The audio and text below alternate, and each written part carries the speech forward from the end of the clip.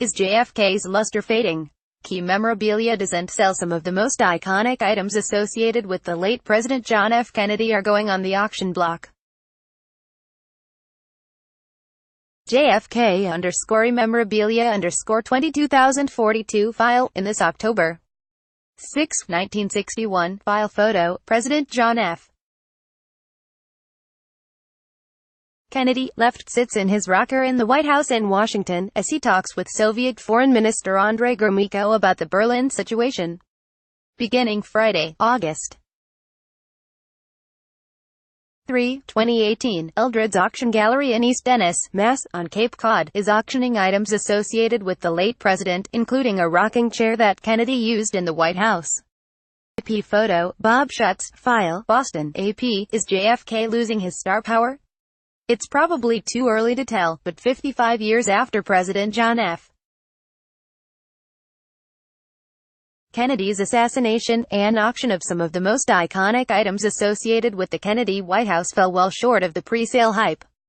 A rocking chair JFK used to meet with world leaders in the Oval Office sold for $50,000, and a collection of pens he used to establish the Peace Corps and sign a landmark nuclear treaty sold for $60,000 at Friday's auction on Cape Cod, not far from the Kennedy compound in Hyannis, Massachusetts.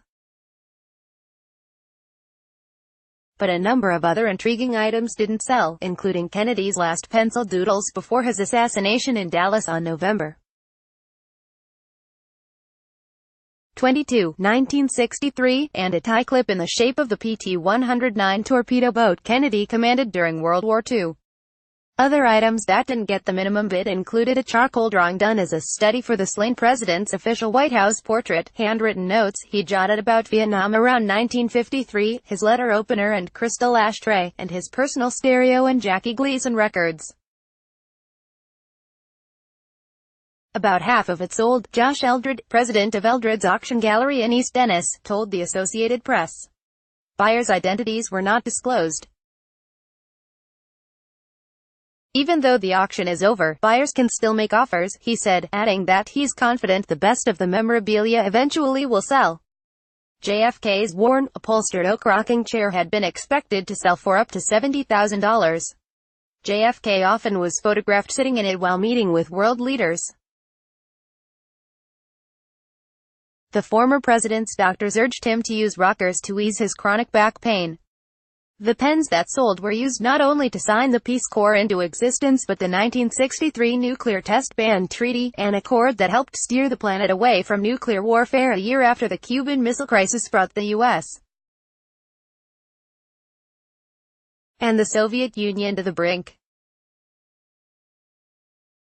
A few oddball items also were sold Friday. JFK's prized garish silk scarf, decorated with bronze Democrat donkeys and blue stars, and a creased and stained 1961 inaugural ball invitation that JFK sent to Frank Sinatra, each fetched $800. His doodles of sailboats sold for $7,000. But his scribbles on Texas hotel stationery the day before the nation's 35th president was shot didn't sell.